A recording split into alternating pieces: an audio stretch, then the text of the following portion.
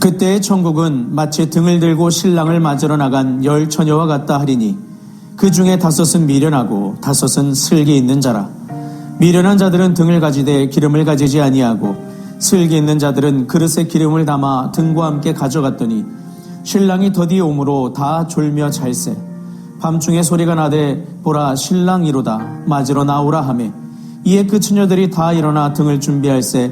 미련한 자들이 슬기 있는 자들에게 이르되 우리 등불이 꺼져가니 너희 기름을 좀 나눠달라 하거늘 슬기 있는 자들이 대답하여 이르되 우리와 너희가 쓰기에 다 부족할까 하노니 차라리 파는 자들에게 가서 너희 쓸 것을 사라 하니 그들이 살아간 사이에 신랑이 오므로 준비하였던 자들은 함께 혼인잔치에 들어가고 문은 닫힌지라. 그 후에 남은 처녀들이 와서 이르되 주여 주여 우리에게 열어주소서. 대답하여 이르되 진실로 너희에게 이르노니 내가 너희를 알지 못하노라 하였느니라. 그런즉 깨어 있으라. 너희는 그날과 그때를 알지 못하느니라. 또 어떤 사람이 타국에 갈 때 그 종들을 불러 자기 소유를 맡긴과 같으니 각각 그 재능대로 한 사람에게는 금 5달란트를 한 사람에게는 2달란트를 한 사람에게는 1달란트를 주고 떠났더니 5달란트 받은 자는 바로 가서 그곳으로 장사하여 또 5달란트를 남기고 2달란트 받은 자도 그같이 하여 또 2달란트를 남겼으되 1달란트 받은 자는 가서 땅을 파고 그 주인의 돈을 감추어 두었더니 오랜 후에 그 종들의 주인이 돌아와 그들과 결산할세. 5달란트 받았던 자는 5달란트를 더 가지고 와서 이르되 주인이여 내게 5달란트를 주셨는데 보소서 내가 또 5달란트를 남겼나이다. 그 주인이 이르되 잘하였도다 착하고 충성된 종아 내가 적은 일에 충성하였음에 내가 많은 것을 내게 맡기리니 내 주인의 즐거움에 참여할지어다 하고 2달란트 받았던 자도 와서 이르되 주인이여 내게 2달란트를 주셨는데 보소서 내가 또 2달란트를 남겼나이다. 그 주인이 이르되 잘하였도다 착하고 충성된 종아 내가 적은 일에 충성하였음에 내가 많은 것을 내게 맡기리니 내 주인의 즐거움에 참여할지어다 하고 1달란트 받았던 자는 와서 이르되 주인이여 당신은 굳은 사람이라 심지 않은 데서 거두고 해치지 않은 데서 모으는 줄을 내가 알았으므로 두려워하여 나가서 당신의 달란트를 땅에 감추어 두었었나이다. 보소서 당신의 것을 가지셨나이다. 그 주인이 대답하여 이르되 악하고 게으른 종아 나는 심지 않은 데서 거두고 해치지 않은 데서 모으는 줄로 내가 알았느냐. 그러면 내가 마땅히 내 돈을 취리하는 자들에게나 맡겼다가 내가 돌아와서 내 원금과 이자를 받게 하였을 것이니라 하고 그에게서 그 1달란트를 빼앗아 10달란트 가진 자에게 주라. 무릇 있는 자는 받아 풍족하게 되고 없는 자는 그 있는 것까지 빼앗기리라. 이 무익한 종을 바깥 어두운 데로 내쫓으라. 거기서 슬피 울며 이를 갈리라 하니라. 아멘.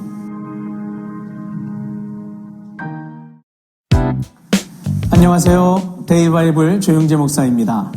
오늘은 월요일입니다. 월요일은 평소 하던 대로 이틀치 말씀을 봅니다. 그런데 오늘 또 본문의 양이 좀 많습니다. 그래서 세밀하게 들여다보기는 어렵고요.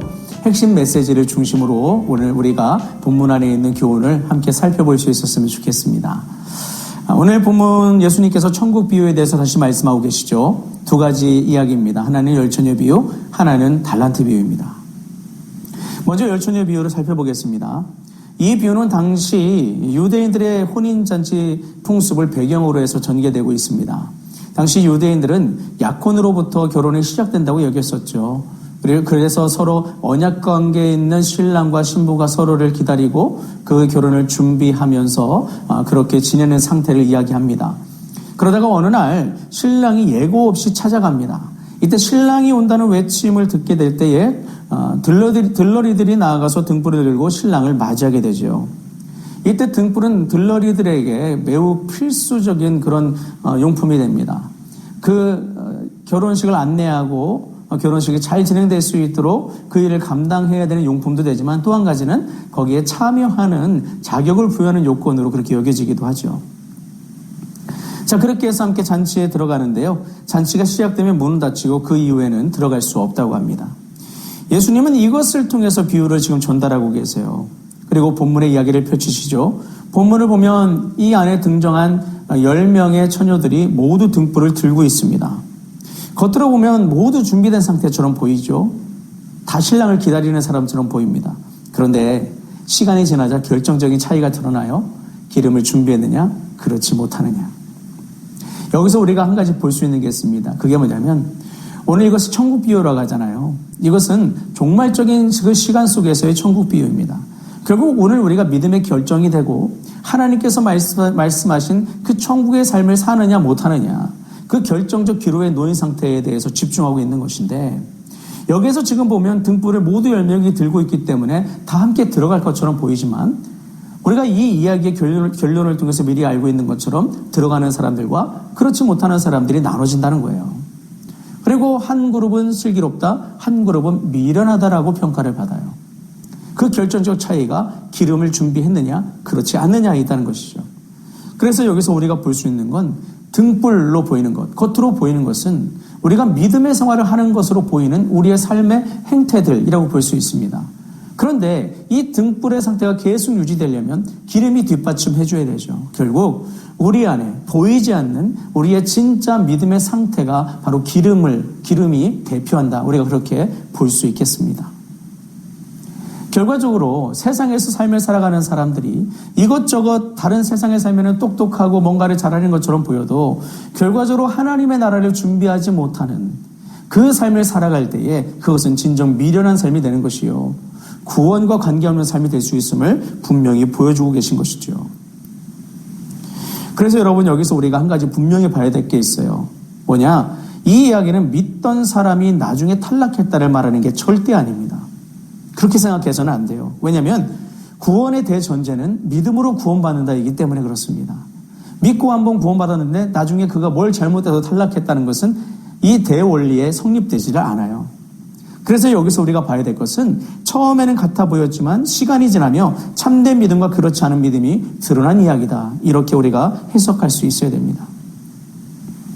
신랑이 드디어자 10처녀 모두 잠에 빠져들었죠. 여기서 우리가 한 가지 볼 수 있는 것은 우리가 신앙생활 잘 하다가도 지치고 피곤한 순간이 올 수도 있다는 거예요. 여러분, 그런 순간이 있다고 해서 나는 믿음이 부족한가 봐, 나는 실패했나 봐, 이런 자책할 이유가 없어요. 그런 순간이 왔는데 그 다음 행보가 어떠냐가 중요해요. 신랑이 온다라는 소식이 들리자 10처녀가 다 화들짝 놀라서 깼는데 5명은 준비된 상태로 기다렸지만 5명은 기름이 부족했어요. 결국 이 5은 기름을 사러 또 그 자리를 이탈할 수밖에 없었죠. 신랑이 온 그 순간을 맞아들일 수 없었습니다. 결과적으로 여기 있는 슬기로운 처녀 5은요, 처음부터 믿음으로 준비된 그 사람들을 이야기하고 있는 것입니다. 처음으로 믿음으로 준비된 사람들. 그래서 신랑과 함께 잔치에 기쁨으로 들어가고 문은 닫혀버렸어요. 자, 기름을 사러 갔던 5처녀가 돌아왔습니다. 문이 닫혀 있습니다. 다급한 마음에 문을 두들기며 소리치죠. 주여, 주여, 우리에게 열어주소서. 이때 안에서 문을 열고 주께서 이야기하십니다. 내가 너희를 도무지 알지 못한다. 그리고 문은 다시 닫혀버렸어요. 여러분, 여기서 우리가 분명히 봐야 될 건 이들은 주여 주여라고 했습니다. 이들의 말을 들어보면 이 사람들이 본래 주인을 안다고 여겼던 것으로 보여요. 그들 측면에서는 아는 분이에요. 관계에 있다고 여깁니다. 그런데 주인은 뭐라고 해요? 나는 모른다 라고 그래요. 너희는 모른다. 너희 누구냐? 여러분, 그래서 오늘 우리 가운데 신앙생활 한다고 해서 내가 예수 믿고 봉사활동하고 교회 열심히 다니고 그러다 보니까 주님과의 관계성이 좋고 나는 구원이 확립되어 있고 이렇게 생각할 수도 있겠지만 그렇지 않을 수 있음도 알아야 돼요. 사람에게 누구에게나 종교성이 있습니다. 그 종교심이 다 있어요. 그러나 그 안에서 더 깊이 진정한 믿음이 있느냐, 진정한 하나님과의 관계성이 있느냐, 이것은 매우 중요한 것입니다. 그래서 결국 이 비유에서 깨어있음에 대해서 이야기를 하고 있는데 여기서 말하는 이 깨어있음은 어디로 다 있냐면 참된 믿음이 있는 사람은 끝까지 준비되어 있고 그 믿음은 결국 깨어남으로 드러난다. 이 부분에 대해서 이야기를 해주고 있는 것이죠. 예수님이 이것을 더 깊이 설명하기 위해서 이야기를 또 하나 꺼내드십니다. 바로 달란트 비유죠. 자, 주인이 종들에게 재산을 맡기고 먼 타국으로 떠났습니다. 두 종은 주인이 맡긴 그대로 성실하게 일해서 열매를 남겼는데 한 종은 아무것도 하지 않고 땅에 파묻어 버렸죠. 주인이 때가 돼서 돌아왔습니다. 이제 결산을 합니다. 두 명의 종은 열심히 주인에게 보고합니다. 칭찬받습니다. 그런데 한 명의 종은 당당하게 나와서 주인을 꾸짖듯이 이야기합니다. 당신은 굳은 사람입니다. 심지 않은 데서, 해치지 않은 데서 모으는 사람 아닙니까? 내가 당신하고 여기 꺼내왔으니까 이거나 받으세요. 이러고 있다는 거예요. 여러분, 이 종의 태도를 보세요. 고대 사회 때 종이 주인한테 이렇게 할 수 없어요. 목숨을 거는 거죠. 그런데 이렇게 당당하게 당차게 말할 수 있다는 것은 자신이 옳다고 여겼다는 거예요. 일만큼은 확실하다고 여겼던 거예요. 주인도 납득할 것이다. 주인이 부끄러워할 것이다 생각하니까 이렇게 당차게 주인을 채근한 거예요. 그런데 돌아온 것은 주인의 꾸중이었고 엄중한 질책이었죠. 분노 가운데 그는 내침을 당하게 됩니다. 주인을 완전히 오해해버렸어요. 결국 뭐냐? 이 종은 주인을 전혀 알지 못했던 겁니다. 같은 주인을 섬겼지만 결과가 갈린 이유는 단 하나. 뭘까요? 여기서도 관계성이에요. 그렇다면 두 명의 종은 어떻게 충성할 수 있었을까요? 그것에 있어서 우리가 생각할 것은 시간이에요. 오랜 시간 이들은 주인과 함께 시간을 보냈습니다. 그리고 주인이 그 막대한 재산을 나누어서 맡기는데 아무 종에게나 주지는 않겠죠. 오랜 시간 함께하면서 믿을 만한 사람들에게 주었을 겁니다. 감당할 수 있는 사람들에게 주었을 겁니다. 그런 그들에게는 본문에는 감춰져 있지만 시간이라는 게 존재해요. 두 명의 종은 주인의 마음 안에서, 주인의 그 위치 안에서 주인을 알았어요. 자신들의 생각과 가치로 주인을 판단하려 하지 않고 주인 있는 모습 그대로 주인을 받아들이고 주인을 헤아렸어요. 주인의 마음속으로 들어간 것이죠. 결국 그 관계 안에서 그 주인의 마음과 그들의 마음이 맞닿아서 이들이 주인에 관한 바른 생각을 가질 수 있었습니다. 그리고 주인을 신뢰했습니다. 신뢰한 주인이 자신을 믿어준다고 생각해서 그 믿음의 확신을 가지고 자신 있게 리스크가 존재하는 그 일 속에서도 일을 아주 멋지게 해냈습니다. 그런데 다른 한 명의 종은 달랐죠. 같은 시간 안에서 주인에 대한 판단과 평가가 달랐어요. 아니, 틀려버렸습니다. 주인을 곡해버렸어요. 왜 그랬을까요? 자기 생각대로, 자기 기준대로, 자기 선입견대로 자꾸 주인을 바라보니까 주인에 대한 평가가 엇나간 겁니다. 결국 그래서 그는 주인 앞에 충성스러운 삶이 되지 못했어요. 여러분, 주님 앞에 충성스러운 삶을 살고 정말 신실하고 진실하게 살려면요, 먼저 주인과의 관계, 우리 주 예수님과의 관계가 좋아야 돼요. 그래야 그분 앞에 온전한 마음을 드리고 온전한 충성을 드릴 수 있어요. 여러분, 충성이라는 것은요, 마음을 얻지 못하면 절대 할 수 없는 겁니다. 마음과 마음이 닿아야 나오는 것이 충성이에요. 그런데 이 종은 그러지 못했다는 거예요. 이 종이 심지어 얼마나 악한 사람이었냐면은 주인이 그래요. 야, 너 그런 생각이면 내가 정말 부지런하지 않고 일하고 싶지 않아가지고 그냥 수익만 좋아서 그렇게 하는 사람이라고 생각했으면 수익이라도 내게 해줬어야 될 거 아니야. 가가지고 동거래하는 사람들한테 맡겨서 이자라도 받아왔어야지. 너는 그것도 안 했다? 그러니까 너는 지금 악한 거야. 너는 나 골탕 먹이고 싶은 거고 내게 손해 끼치고 싶어서 안 달란 거야. 주인은 이렇게 평가를 해요. 주인에 대한 곡해한 그 마음이 주인에 대해서 이렇게 반응하도록 만들었던 겁니다. 바로 여기서 믿음의 특성이 나타나요. 진짜 믿음은 관계성이에요. 성경이 이것을 수차례 증언합니다. 믿음은 관계성입니다. 바른 관계 안에 있었던 두 종은 주인에게 합당한 삶으로 드러냈어요. 주인은 그들에게 착하다고 말합니다. 여기서 착한 것, 성경 안에서 착한 것은 하나님과의 관계가 좋다라는 말이에요. 그 안에서 결국 충성이 나왔어요. 그러나 하나님과의 관계가 좋지 못했던 그 사람은, 주인과의 관계가 좋지 못했던 사람은 악하다 평가받았죠. 그 사람도 나름 뭔가를 해왔겠죠. 삶을 살아왔겠죠. 그러나 하나님을 떠난 모든 행동은 게으른 행동으로 평가돼요. 왜? 관계가 좋지 않아서 나타난 모든 것들이 정말 그 시간을 시간답게 쓰지 못하게 하는 엉뚱한 데로 향하게 되니까요. 우리는 이런 부분을 볼 수가 있습니다. 그래서 여러분, 오늘 우리는 이 두 비유를 하나로 연결해서 볼 수가 있어요. 그게 뭐냐? 열처녀 비유는 참된 믿음이 있는가를 보여주고 달란트 비유는 믿음이 어떻게 드러나는가를 보여줍니다. 정리하면 이렇습니다. 참된 믿음은 반드시 드러납니다. 그 믿음은 깨어있음으로 나타납니다. 그리고 그 근거는 주님과의 관계입니다. 여러분, 우리는 신앙생활을 하고 있어요. 예배도 드리고 말씀도 듣고 봉사도 합니다. 겉으로 보면 모두 등불을 들고 있는 사람들 같아요. 하지만 오늘 말씀은 우리에게 이렇게 질문하죠. 그 믿음이 진짜인가? 여러분, 깨어있음을 억지로 만들 수 있는 게 아닙니다. 충성도 억지로 만들어낼 수 있는 게 아닙니다. 참된 믿음에서 자연스럽게 흘러나오는 열매가 바로 그것입니다. 그래서 오늘 우리는 점검해야 돼요.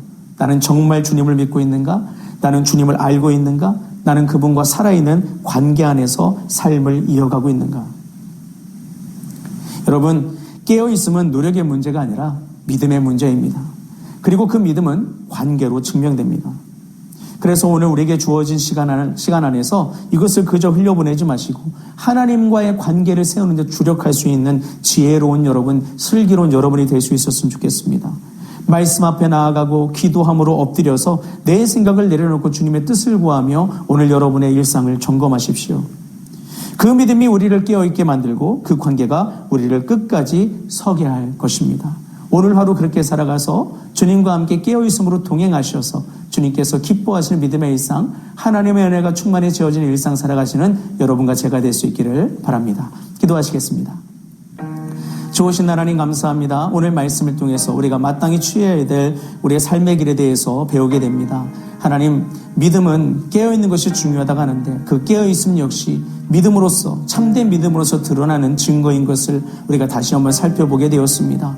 그것을 해내기 위해서 중요한 것은 관계입니다. 우리 주인 되신 하나님의 마음을 헤아려 아는 것입니다. 그 아는 것을 통해서 충성이 나옵니다. 진실된 신앙생활이 나옵니다. 하나님, 가장 중요한 것, 우리가 오늘 선제적으로 먼저 이루어야 될 것이 무엇인지 분명히 알고 그리스도 예수와 함께 걷는 그 길에 대해 우리의 온 마음을 들여 기쁘게 행할 수 있는 우리가 되게 하여 주옵소서. 오늘 하루 걷는 모든 걸음이, 우리가 행하는 모든 방향성이, 우리가 꿈꾸는 모든 것들이 주님으로부터 시작하여 주님과 함께 해내는 삶이 될 수 있도록 성령님께서 우리의 마음과 생각을 다스려 주옵소서. 그렇게 살아갈 수 있도록 우리의 발걸음과 삶의 모든 자리, 우리의 모든 순간마다 주의 은혜로, 주의 도우심으로, 능력으로 충만하게 하여 주옵소서. 감사드리며 주 예수 그리스도의 이름으로 기도합니다.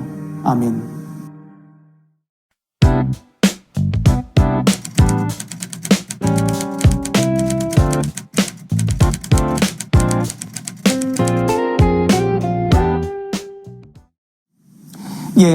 오늘도 우리의 주 되신 주님의 마음을 헤아리며 믿음의 길로 행하시는 여러분과 제가 될 수 있기를 주님의 이름으로 축원합니다. 주님 안에서 사랑합니다. 그리고 축복합니다.